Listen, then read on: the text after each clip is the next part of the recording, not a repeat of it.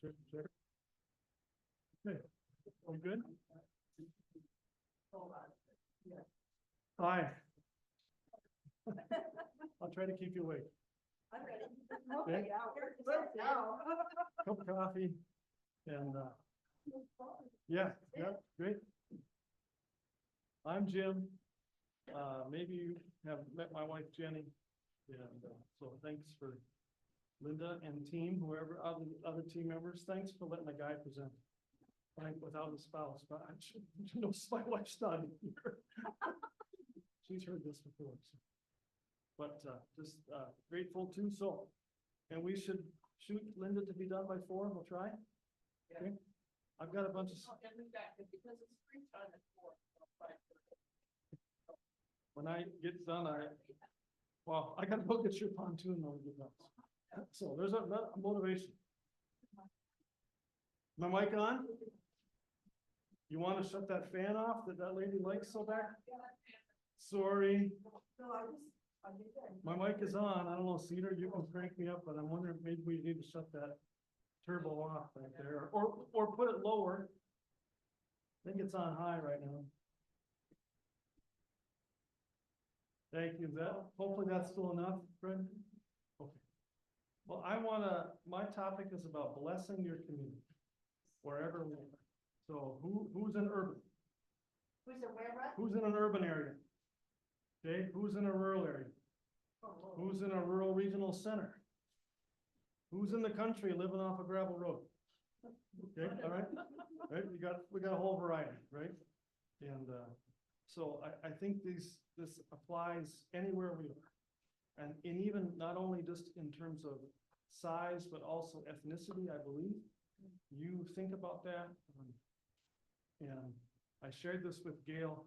She took a quick review, gave me one piece of input, which I appreciated, with her Old Testament expertise. Because my main text is from Jeremiah that we're going to talk about. So let me just do this. So think about how can we bless our communities wherever we are.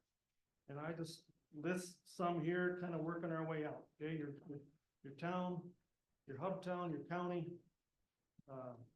whether it's to the west or east or south, or if you go north or wherever we are. Our state, my North Dakota friends kind of think Minnesota's crazy sometimes.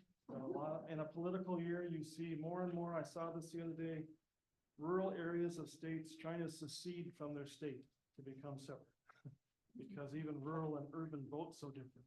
I don't know if you notice that. Well, rural and metro, United States, and the mission 8 places around the world. How can we bless our communities? This is the text. If you've got, I'm just going to use this as my Bible because I put this on here. You can pull out Jeremiah 29 yourself. But the many times that I've read Jeremiah, I missed this paragraph. We know the next paragraph. I'll show you that in a moment. And Tim Keller, who's now with the Lord, who was an urban pastor in New York City, Presbyterian pastor, is the one that somehow drew my attention to this. This is what the Lord Almighty, the God of Israel, says to all those I carried into exile from Jerusalem to Babylon. Build houses and settle down. Plant gardens and eat what they produce. Marry and have sons and daughters. Find wives for your sons and give your daughters in marriage, so that they too may have sons and daughters. Increase in number there, do not decrease. So they're in exile. You ever heard people say, man, things are so crazy today. If we were to have children again, we wouldn't have children. Is that biblical? Is it crazier now than it was if we were all enslaved, conquered with a bunch of dead relatives, and didn't have our freedom? No, it was much worse then. Think about that. Wait a minute, what are we saying? Also, seek the peace and prosperity of the city, which was Babylon. I'm not saying rural, but community, if you put the insert that, the city to which I have carried into exile. Pray to the Lord for it, because if it prospers, you too will prosper. We got to watch out for prosperity gospel false teaching. But this is in the book of Jeremiah. Pray for your community to prosper. Interesting?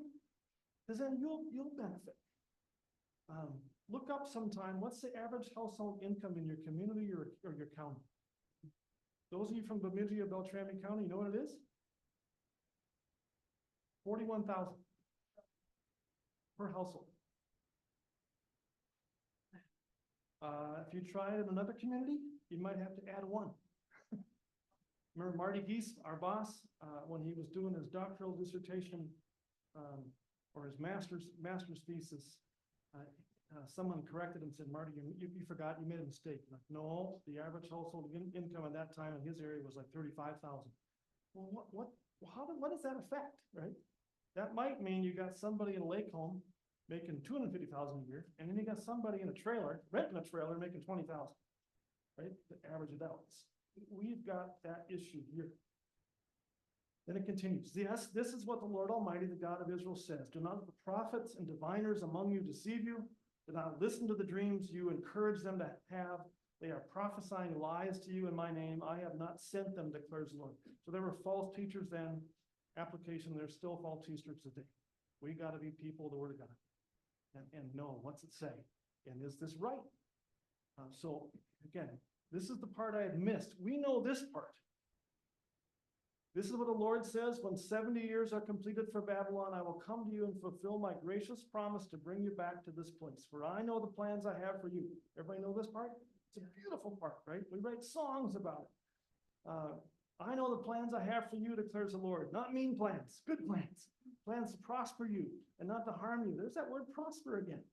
You got to watch out for prosperity gospel, but there it is. Plans to give you hope in a future. Right?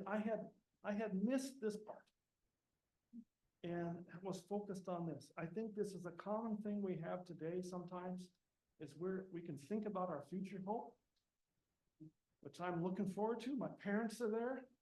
My sister's there with the Lord. Our first grandchild's there. The list of people that I know personally are increasing that are there with the Lord. That I'm confident they're there. I used to sing that song back when we did barbershop quartets. It's a great morning you first day in heaven when you stroll down the golden avenue. Remember those songs? And then when Mercy Me came out with I Can Only Imagine, I love that song. Love to sing that song. Can't, I'll start crying. But sometimes we're so focused on then, what are we supposed to do now? What are we supposed to do now? Some of you, your spouses are there. What are we supposed to do now? Right? I'm still here, and my feet are still here. What do I do now? So here's some things. Here's some things about Jeremiah's context, okay? We got to think about that and then try to figure out what's our context, right? Nation of Judah's destruction, captivity by Babylon. I mean, really rough stuff, warfare, false prophets promoting false hope.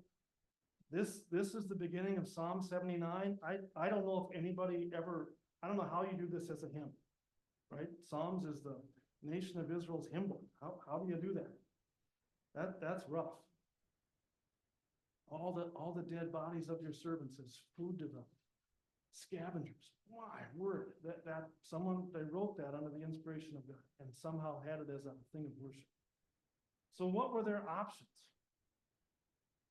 Assimilate, become like the Babylonians. Some of them did. Blend in, right? Compromise. Another would be to isolate. Some of them tried that.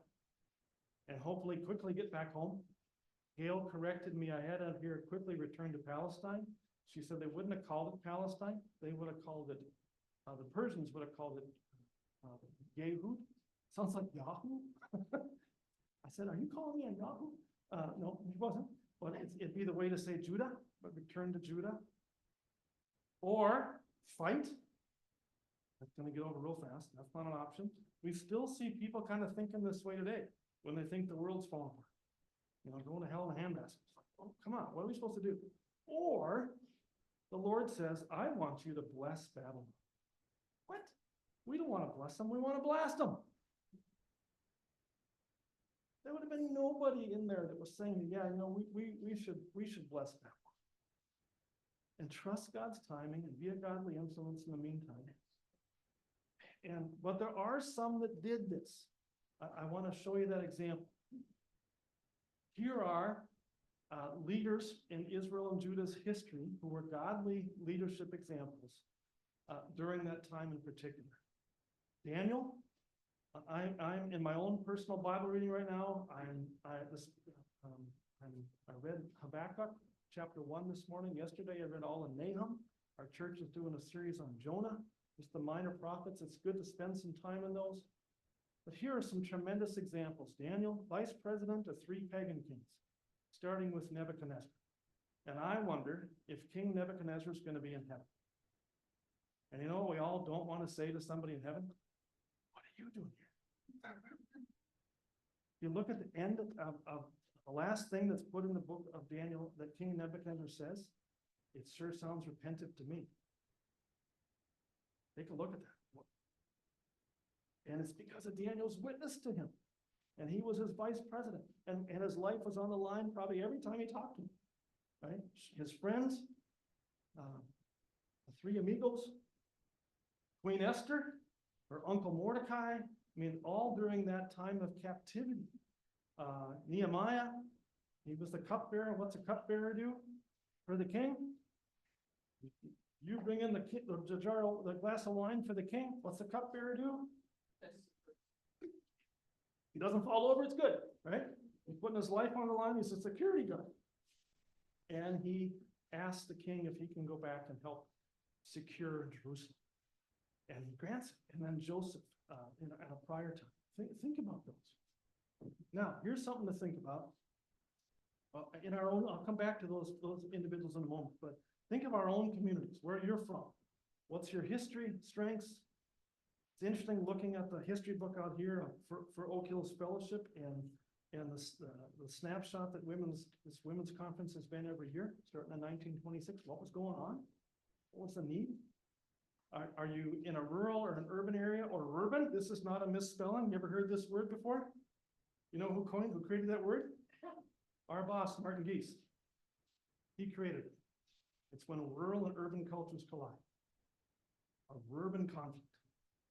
And he would say, as prior pastor, it was in Park Rapids at the Baptist Church, and he would say that was a mix. That was not just a rural community. It was a mix. He said on any given Sunday in the hallway, you could hear different conversations. One would be like, have you tried that new lobster restaurant in Jamaica? Because of retired CEOs who had vacationed there, who decided it's so nice we want to buy a lake home and live here, and they love the Lord. And another couple saying, have you seen the blue light special at King or Dollar General? Very different. In the same church, loving Jesus together. That's a different perspective. My father had a rural mindset. I got sent as a youth pastor with my wife to suburban Chicago. I think I began to think like this a little bit. I don't really think I'm urban. I think I'm rural. And then what's the community's issues and needs, right? We all have to take a look because they all have some combination of things that we have to identify. Here's something about Bemidji, okay? If you're from Bemidji, you've been here a lot longer than me. Not long, a little bit longer. I got to back up here. A little bit longer. We're a growing rural regional center, population about 16,000. County is about 3 times that size. A lot of people don't realize how big Bemidji is. And so we're serving about 50,000 people. Tourism destination, especially this time of year in the winter when the ice fishing houses are going by, heading north. Our 3 reservations around here. Lots of infrastructure. Sanford Health, our hospital, is the largest rural healthcare system in the country. You know that? 50,000 employees last I heard. Headquartered in Sioux Falls, South Dakota, and continue to expand. Pretty interesting. Our public education, regional government center, you've got the FBI, the BCA, DNR, all with regional offices in Bemidji to serve the outlying rural area. So we're a rural regional center, and a growing business community. A friend of mine, he owns and manages the Super 8 Hotel. You know where that's at? He said his parents had a terrible argument when they planned to build that because his mother said, no one's going to live this far out of town. Isn't that funny? I mean, just the way the community's changed. A college town, even in our churches, we have to think about college student ministry. My own church, I think, has begun the last couple of years to wake up to that with Bemidji State, Northwest Technical College, one of the best nursing programs in the country because of its online. We were talking about that yesterday. Our 38-year-old daughter just graduated with another degree because she could do this online. Our tribal colleges and Oak Hills itself. We have tremendous internet. That's a real resource. Our oldest daughter and her husband first moved up to LaPorte from St. Louis Park in the cities when COVID and the riots were happening. And our son-in-law is urban and wanted to get out, get somewhere safe, rented a cabin, nice place. They had better internet in that cabin in LaPorte than they did in St. Louis Park. And that's because of our Bemidji telecommunications company that was thinking ahead. And strong networking because nobody's got the answer to everything. So you got to work together. No church can say, we got it. We don't need anybody else. No bank, no social service. We have to partner. Even in law enforcement, have to partner. So that's strengths. Here's some of the weaknesses. If we're not the toughest county in the state for poverty level, we're second. It's not Hennepin. It's here. Twice the whole rate of Minnesota. Home ownership is low. Grand Rapids to the east is 20% higher. That interesting? What happens when you're always renting? Right? It impacts them. You don't get any equity, right? And rates have really gone up. One of our students, who just graduated, Eric McNeil, he worked for a bank in town. He said, Jim, I'm writing short-term loans to help people pay rent who were in my office in tears. Don't know what else to do. And it factors in. So emergency needs, hurting, homeless, and food insecure. But when a homeless person freezes to death at 20 below and it makes the front page of the news here, it is not a good thing. And it's happened multiple times. And we try to figure out what do we do to help. This homelessness is hitting many other communities now. Twin Cities has seen it. We're seeing it on the West Coast. But here, when it's 20 below, it's tough, right? Crime on the increase. Some places you'll look online, Bemidji is considered the most ghetto place in Minnesota. It has to do with the percentage of population. Are you figuring it on the city population or the county? If you figure it on the county, it's about as tough as Moorhead. But it skews it, but there's still a crime issue. Our sheriff will say that half our jail has been overflowing. We have to expand it. We've been shipping inmates off to other places. And there's a plan in place to build a new one and the funding for it. And our sheriff will say half the inmates are there because of mental health, addiction and mental health. So there's a lot of need. Sex trafficking is an issue. Last year, if you were here, and Chelsea Brown, her mission, Chelsea's my good teammate. I recommended her to the committee. I'm so glad she got to present. This is a scary issue. It's not just an urban issue. The head of our Paul Bunyan Drug Task Force says, here's what happens. Urban drug dealers from Detroit, the Twin Cities, and Chicago ship their illegal product to Bemidji to then distribute to the rural area. Just like anything else, like Walmart or any fleet or any other shipping stuff, that illegal stuff comes to. And we have to address it. Hard to find enough police, overworked, and then the impact upon families, foster care, drug babies. My wife was volunteering at Sanford Health to help newborn babies detox for a while. Can you believe that's a need? And there's been some attempts to try to help these pregnant moms deal with that drug addiction in advance. And then what happens when that child has fetal alcohol syndrome the rest of their life? All the issues, trauma, addiction, and a growing labor shortage. We're facing that now finally. Many other places have faced it and then you add inflation. So there's challenges, right? Don't forget the positives, but there's challenges. So what do we do? Rodney Stark, anybody heard of this author? He's now with the Lord. He taught at Baylor. My brother met him in person. And he wrote a book every year. He's a sociologist. And this is his first book. He grew up in Jamestown, North Dakota, and he was trying grew up Lutheran, but he was reacting to a liberal theologian who said the church had been irrelevant in history and not a source of good. And he's like, wait a minute, I'm gonna research what the church did. As he researched this book, he put his faith in Jesus Christ. And then continued to write a book every year. Here's a summary. He concluded that the loving service of the Christians during those two plagues, there was two major plagues in early history, probably smallpox in 165 and measles in 251. Remember, penicillin wasn't created until like World War II. Okay, so you get sick, you get an infection, and each of them killed about a quarter of the world's population at the time, known world's population. That caused a number of believers to explode in the Roman Empire.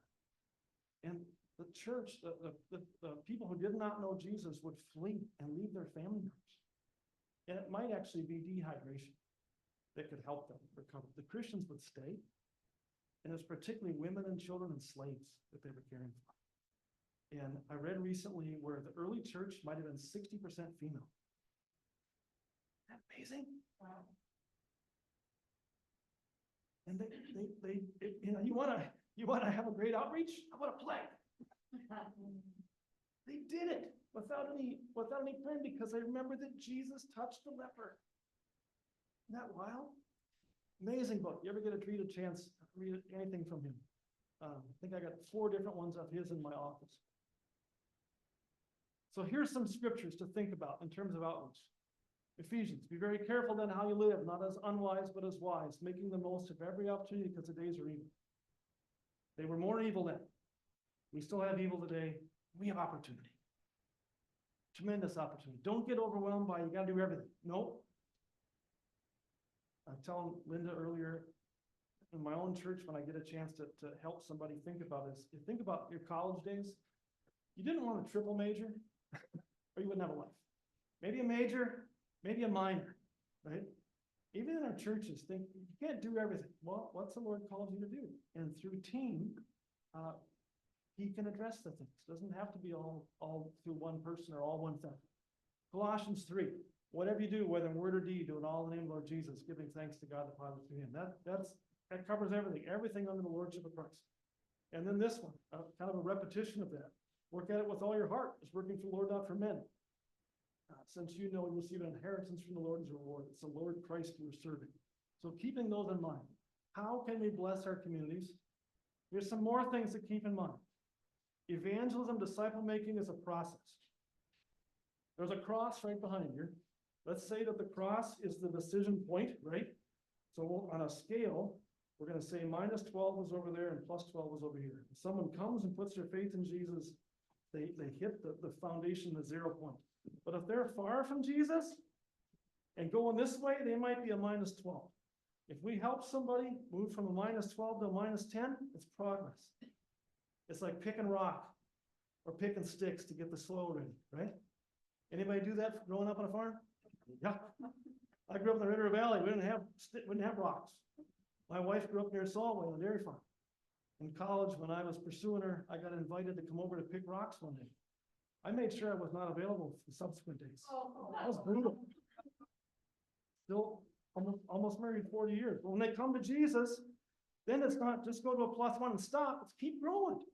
Keep growing. Learn to serve. Learn to lead. Learn to bring others. Right? It's a progression. So we got to remember it's a process. And the whole disciple making process, being salt and light.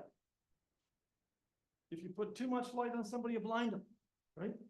If you see a pile of salt on the road, that's an accident. Just a little bit, right? One gospel, one that affects them, their on the inside, their person, and impacts society. Somehow we split the gospel up sometimes. Demonstrated and pronounced, demonstrated and proclaimed. And the Evangelical Free Church president would talk about this. Think like a missionary. If we were all going to Liberia, West Africa, we'd know we'd have to think like a missionary. Well, about here. What are our conducts? We need to think like one too. And to your Jerusalem, your local, your Judea, a little bit farther, your Samaria, neighbors that are different, and then beyond. And every member of ministry. This is something that our boss, Marty Dietz, talks about, not just the paid staff in a church or the elders but everyone. Whoa, what did I do? Okay, it just needed a break. So here's 4 ways. If you want this, I'll get your emails from Linda or something, and I'll email it to you. 4 ways I believe we can be a blessing to your community. First, it's through your personal and family lives, right? It's got to start with who we are. Can't fit. My wife and our 4 children go, oh my word, I can't believe he's doing that again. He's such a crock, right? If it's not genuine at home, don't export it, right? It's got to start with who we are on the inside and begin there. It doesn't mean, I'm just thinking of, it doesn't mean that everybody in the family has to be walking with Jesus, but it means I got to be loving them all unconditionally and representing Jesus to them with my wife, right? This is our crew. This is our son, our oldest daughter, middle daughter, youngest daughter, son. This was at his covenant church in Uppsala on Father's Day. He was the youth pastor. He asked me to come and preach, and I said, no, on Father's Day, but I'll do it with you. So we did a tag team father and son sermon on Father's Day in his church. And it was a blessing. He's a free church youth pastor in Rapid City. And I wish he and his family would move back to Bemidji, because it's a long ways away. But they're blessing out there. So first, it's through your personal and your family. Here's our crew at Christmas time, and that's how much snow we had. Right? Next one is through next one's through our churches, ministries, and programs, right? It is. We have to think about that. We all have limits. Can't do everything. Right? Volunteer, budget, facility. But is our churches considered an asset in the community? Or a liability, or take it or leave it? How's the community around us view us? More so probably in rural, it's considered an asset still. I don't know if it still is in urban sometimes. But in rural, it still is. And then what opportunities is the Lord giving you? And even your church's network, your church's group. Sometimes my own church forgets, the average person forgets that we're part of a denomination, that there's some other people up there. I don't know why we're doing that. So I'll just keep waiting. Okay. So this is our church over here. It really does look like the Star Trek Enterprise from above. It's a crazy building, but this is our, and what's crazy is this is actually my relatives right here, walking out when the drone took the picture, and my aunt Kathy's with the Lord now. That's Bill. Anybody know Bill Oakes? It's Bill Oakes' parents. He's my second cousin. So yes, our home church matters. I'm on the elder board there, and my wife very much involved in leadership. This is a resource that our denomination, that our church is part of, brought in on Martin Luther King Day. Anybody heard of Thaddeus Williams? Thaddeus Williams teaches at Biola University. He has the best resource we've found about this whole issue of social justice. And he presented on Martin Luther King Day at the Free Church in, it's a twin, it's Maplewood, or whatever, First E3 in Maplewood. You get a chance to read anything from Thaddeus Williams, he distinguished between biblical justice and liberal justice. God's the founder of justice. Justice can get warped. In fact, book of Habakkuk this morning, chapter 1, I think justice, the word justice or something about justice was stated 6 times. God's the founder of justice. He's the judge. Tremendous resource through our denomination that I was introduced to. Our team, our native ministry team, is hosting this conference. It'll be at our church. Our church is the host site. We're grateful for the partnership. And then many of these native pastors that are coming in are going to fill local pulpits that Sunday, right? We're opening the First Baptist. Yep. Another tremendous resource. This is the conference. My teammate Paul Straubel and others that are the main speakers. You are invited, if you like, to come to that, or even go online and see some of the prior sessions. Here's Marty. This is the conference that we participate in with a covenant. Anybody from the Evangelical Covenant Church? They reached out to us to say, we don't know what we're doing in rural. Can you help us? We understand you have some expertise there. We've been partnering together for 4 years. This conference we do in Alexandria, and all the videos are put online. afterward, and it's beautiful. In the week, Saturday in March. Here's the one for next year, okay? Tremendous resource. If anybody's in a rural church, and they can live stream from 3 rooms at the same time. So we can reach the nation. And we're talking about Right Now Media. Anybody know what Right Now Media is? Ever heard of that Christian video resource? We're talking, they have nothing on rural and nothing on native. We're asking them, how about we make our videos available to you? Because we've got them, and they just don't have anything on it. Tremendous research through this partnership of churches and a wonderful host site. Anybody heard of Transform Minnesota? It's right by the MSP airport, led by Carl Nelson, whose parents are grads from here, who grew up in Hinckley. Do you know that? Carl is my friend. He comes to everything, and he leads this organization that tackles tough stuff. Some of the same topics that you're even addressing in seminars here today. A tremendous thing. Where church leaders engage complex issues from a biblical perspective. And this was one of the recent ones. How do we do civic revival without turning into liberal justice? How can we have biblical justice impact things without turning into something wonky? Engage your neighbors and approach the polls from a biblical perspective without telling people how to vote. Because last I checked, Jesus wasn't running for office. But we need help there. That's a tremendous resource. Anybody heard of the Equal Justice Initiative? It has the Legacy Museum in Montgomery, Alabama. Our Free Church District and my own pastor have gone down to tour this museum. My wife and I have not been able to yet. I have done everything I can online. This is a Christian man who's a lawyer who's trying to address the issue of slavery and even lynching. And the Free Church, in particular, is saying we need to learn about this if we're going to be united on the gospel, Jew and Gentile. In our time, we need to understand this. What's godly justice versus liberal justice? Tough stuff, but important. The National Association of Evangelicals. Anybody heard of that? We are a member. Okay, their president emeritus, Leith Anderson. Anybody heard of Leith? Marty Geese's mentor. The current president is Walter Kemp, Korean American. Tremendous resource. They send us about 50 copies of their monthly magazine, and it's tremendous. Some of the things they have. They're based in Washington, D.C. Not telling people how to vote, but trying to address things biblically. And multiple different denominations part of it. This is one of their best resources. I use this in a class. It's a video thing through Right Now Media on civic engagement for the health of the nation. You can access this. Some of these names you might not know. Nicole Martin works for Christianity Today magazine. Ed Stetzer is now in Talbot. Was at Wheaton College. There's several others, but tremendous resource. A lot of times we're scared to talk about politics, but if you don't, who's discipling our people? Some wacko. We got to help them. The scripture does address it. Okay.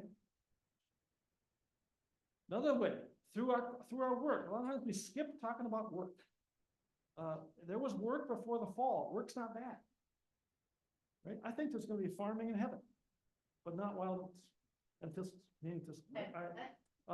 Whatever our role, employment, whether the employer or the employee, whether we're a student and retired, there's a whole effort. It's called work is worship. See, your work, you can worship your work, or your work can be an act of worship to the Lord.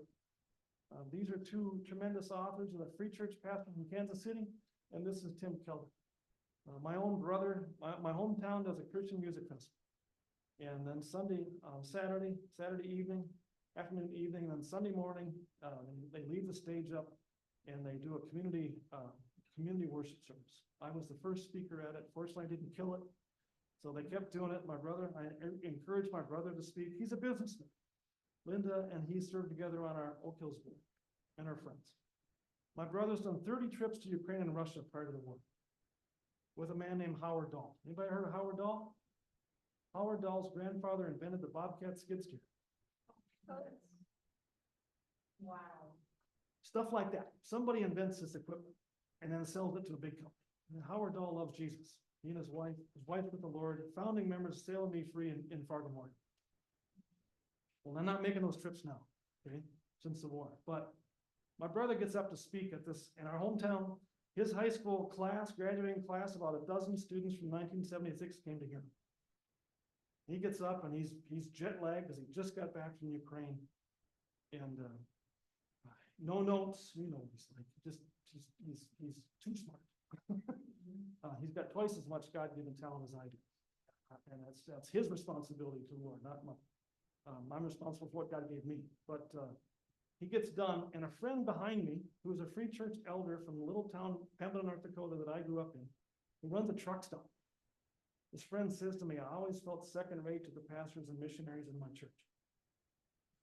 I said, friend, I'm sorry, we never meant to make you feel that way. He said, now I see I can leave my truck stop for the glory of God after listening to your brother.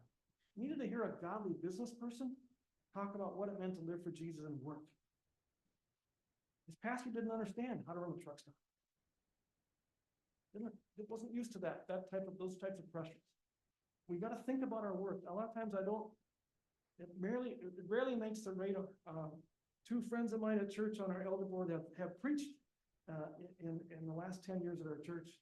One retired BCA superintendent, Minnesota Police Officer of the Year when he retired, and the other was the second in charge of the DNR for our region.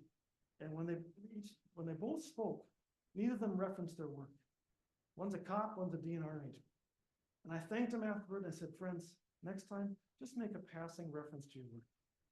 Because some wife who loves Jesus dragged your husband to church today, and he's bored, and he thinks you're just some fuddy-duddy pastor, and he doesn't realize you're a cop who's been carrying a handgun your whole career. And you just make a passing reference, suddenly you woke this guy up, and he's like, wait a minute, what? He loves Jesus. He knows how to live for Jesus and his work.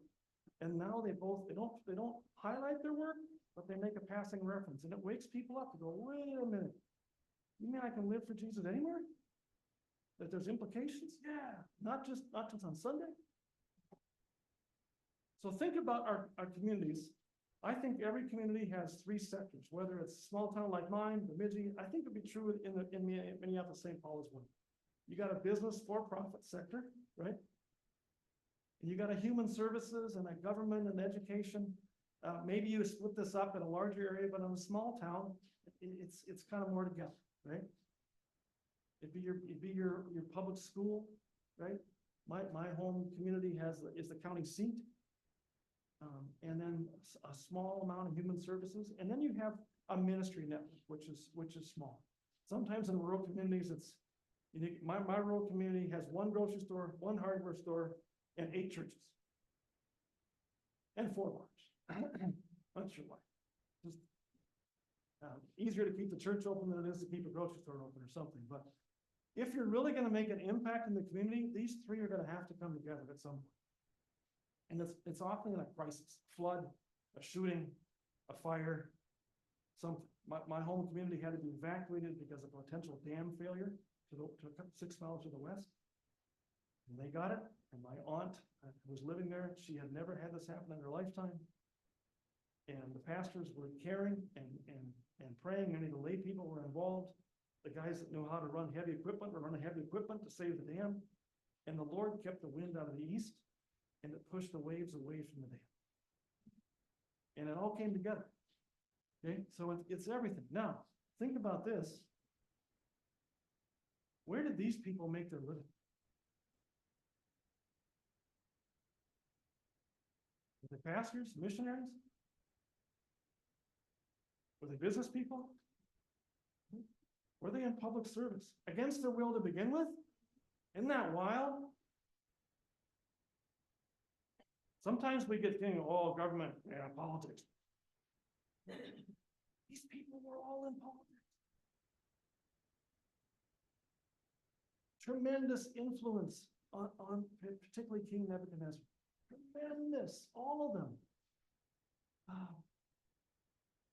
Let that stretch you. Go, wait a minute. Maybe we should find it. Maybe there is an appropriate way to be involved. and not compromise or not get off on a, just promoting my own part. Um, when Nebuchadnezzar would have a nasty dream and he'd ask Daniel to interpret it, Daniel would, one of the times Daniel says, okay, I wish it wasn't true, but it is. He was still humble. It wasn't, you're gonna get it. It's still humble, and I think there's a chance that the Lord won Nebuchadnezzar's heart over. We'll see. We'll find it. We're not. Anyway, this is where I grew. This is our home farm. My wife and I now own it. There's money involved and stuff, but that's where I grew up. And we got to get back there soon to check the house for mice and make sure the sump pump's working. This is where I grew up. It's been in my home, my family since 1904. My great grandfather planted these trees, these 100-foot cottonwood trees. They went down and got seedlings from the river, because in North Dakota you got to have a shelter, or your yard gets full of snow. I go back still to help some friends that I grew up in church with. My mother invited their mom to church, and they came to the Pembina E-Free Church. And when they were in high school, I taught them, and my wife and I were newly married, I taught their high school Sanskrit class. They now farm 8,500 acres, and I go back and drive this semi. And our camp director drives another one, just to help them out. They need help, and they help Oak Hills. They're generous. So work can even be what I go do on the side, right? I go back to help these people rather than, and they'll, when I meet some of their employees, they'll go, you're a pastor, you're a missionary, you can do more than talk. Yeah, I can drive that truck, and I can teach you how to that. Okay. This is my older brother. This is his pastor friend, Everest Buzanga. Everest is from Congo or Zaire and was led to Christ by a female missionary from Scandinavia as a child. And then their civil war broke out. Rwanda, a neighboring country, and he had to flee. And he's from the wrong tribe. And he has been in Fargo as a refugee, came to Fargo as a Christian for over 15 years. And welcomed, he has a son named Will. Beautiful, beautiful man. He has been an Oak Hill student. It's tough for him to keep up with class because of the demands on his work. My brother's Covenant Church was renting their building out to Everest's congregation at 2 o'clock on a Sunday afternoon. And at a congregational meeting, the pastor said, we're going to have to ask the Congolese church to leave because one of their kids messed with the soundboard and somebody spilled red Kool-Aid and left the door. And they're in Fargo, and it was like, oh, okay, what we'll have to do then? My brother's son-in-law, who runs an excavator, leaned over to my brother and went, that doesn't sound right. And they looked at each other and decided to come back at 2 o'clock to their own church on Sunday afternoon. They walked in, their church was in decline, all white. They walked in, they were the only 2 white people in the room going, Lord, what's going on? They are now becoming one church. Grace Covenant Church, and the Congolese congregation is called Redeemed Covenant Church, and when they meet together, our daughter-in-law, my niece, leads worship. They are able to do the languages, and they call it Redeemed with Grace. Isn't that beautiful? They made the front page of the Fargo Forum about a church dealing with multi-ethnicity, Jew and Gentile issues. This is my sister-in-law and another friends. These are some other people that are refugees from that part of the world who are coming to Fargo as Christians. Isn't that interesting? And no one had reached out to this man for like 15 years. They probably thought he was Muslim. No, he led to Christ by a Scandinavian missionary in Zaire. I mean, we've had denominations sending missionaries to Zaire for years. Isn't that crazy? Sometimes we're overwhelmed, but sometimes the opportunity right in front of our nose that we just, what in the world? How did this happen? Beautiful story now. My brother then started a company to go, wait a minute. Maybe these immigrants who are fleeing violence could be a solution to the labor shortage, who want to do good and have been stuck in a refugee camp. 2 years ago, he started this company, and he hired us to be one of his employees. And there's all sorts of crazy stuff, and those of you who've been in business, there's lots of challenges. But my brother's conviction is that White culture didn't have enough kids. How many of you came from big families? Okay. My wife and I, 4. Our children now, it's about an average of 1.5. And I bet sometimes you run out of people, especially in rural areas. Well, this is a potential solution of a godly people getting together and go, wait a minute, maybe we could solve this problem. I brought my brother over to speak to Rotary in Bemidji. And he blew them away, going, there's a way to do this? Within the government rules? Yep, there is. Another way. So first through our personal family lives, then through our church and our partners, then through our work, and then lastly through our community programs and leaders. Encourage them. Volunteer on their boards. Anybody on a community board? And what are you on? Township board. Thank you. You work for the township. An election, an election. Okay, just think, they all need good people, right? I'm on 2 boards. We have Ruby's Pantry this week. I got to help with that. I call it my workout for Jesus. And it'll probably be 85. Well, and it's fun when it's 20 below too. And I'm on my church elder board. My wife said I'm at my limit, and I can't do any more. But and if I have to go off one of those, I'm going to try to find a sub. I'm going to try to find a replacement. I'm on the board for an organization with Chelsea Brown. I recruited her. Young mom we met last year because of her heart. Network, resource them, pray for them in their mission. They especially the leaders, they're the ones with the pressure, right? We often are focusing on the down and out. We cannot forget those people. We need to care for them, but we oftentimes forget the leader. I'm praying for the police chief in Bemidji by name, as often as I can, because he loves Jesus and he's got a tough job. A number of them, and our mayor. My wife's cousin is the mayor's pastor. So here, it's interesting. Christian friends of mine lead this, the mayor, and I have a Christian friend on staff at the juvenile center. There's many that are out there, and we oftentimes don't acknowledge them at church. So here's some ways. This is that conference again in Alexandria. We have the workshops available online. You can go check these out, okay? Rick Weinert led that one. A friend of mine from Devil's Lake led this one on evangelism, and there's more. I led this one. This is Marty's younger brother, who's a covenant pastor here in Bemidji. This is my friend Ebony, pastor's daughter from North Carolina, who leads Evergreen Youth and Family Services here in Bemidji. Loves the Lord with all her heart, she and her husband. This is my friend Danae, who grew up in Bemidji, actually grew up in International Falls. I met her husband at BSU, part of the Covenant Church, leads the United Way. And both of them run into resistance from evangelical Christians who think that they're compromising. They're like, we are never compromising. We're on a mission for Jesus, leading these organizations. I think we gotta trust some of these people a little more. So I led this workshop with them for that conference. Beautiful. This is the United Way that Danae Alamano leads. She will now be the president for the next year of our Rotary. I'm thankful to be there with her, to be on mission there, helping. And then this is the website for Evergreen that my friend Ebony Warren leads. If there's a youth in crisis in Bemidji and a church calls, I tell them call Evergreen. We had a 17-year-old foster daughter for 8 months through the county when we had a big crisis here.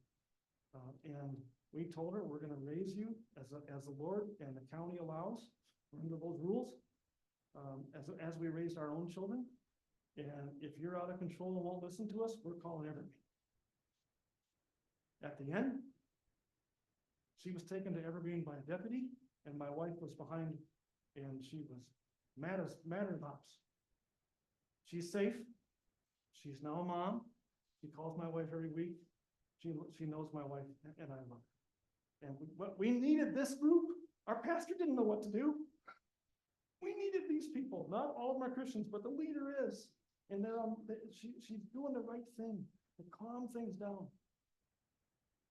Even the Stephen Bonnie Hansen, they had high respect in their ministry experience for this organization as well. This is, you may not like that that's the way my picture, this is This is Marty's brother and their church website. Just doing a great job of trying to also be a salt and light in the community through some of these organizations. My wife has led Grief Share for years. Some of you have been in it. What a tremendous healing ministry. 10 years she's been leading this. The key has always been who's her co-leader. And tremendous gospel opportunity because it's going to hit everybody, right? Celebrate Recovery. Almost every community seems like they need something to deal with addiction, right? You familiar with this one? Is it in your area? Well, like every county, some church in a county needs it. So many issues. I'm the Rotary. Anybody know the history of Rotary? Ever heard it?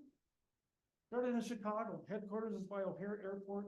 It was after the Chicago fire. And several years later, devastated large city, 3 businessmen gathered together and they rotated where they met for lunch each week. Hence the name. And they tried to figure out how can we rebuild our community. And it might have had a past that wasn't as stellar, but the intention was good. And even now, and I'm there, I'm never asked to compromise the gospel. And I find all these Christians that are there and sometimes just need encouragement trying to address. They asked me to lead our charge to end human trafficking. How long do I have to think and pray about that? Nope. Okay. So what I do is find the people locally that are addressing this and invite them to Rotary. One of the people we had come speak, she's from Saltway Bible Chapel, Saltway Log Chapel. One of our Oak Hills church plants, my wife's home church. She leads, anybody have their cell phone? Hold up a cell phone. She leads the sting operations that try to catch sexual predators. She loves Jesus. I've had her speak before our Rotary. I remember someone asked, so what about the sting operation? I handed the mic down to Heather. I knew she had the answer, and she said, well, when it started,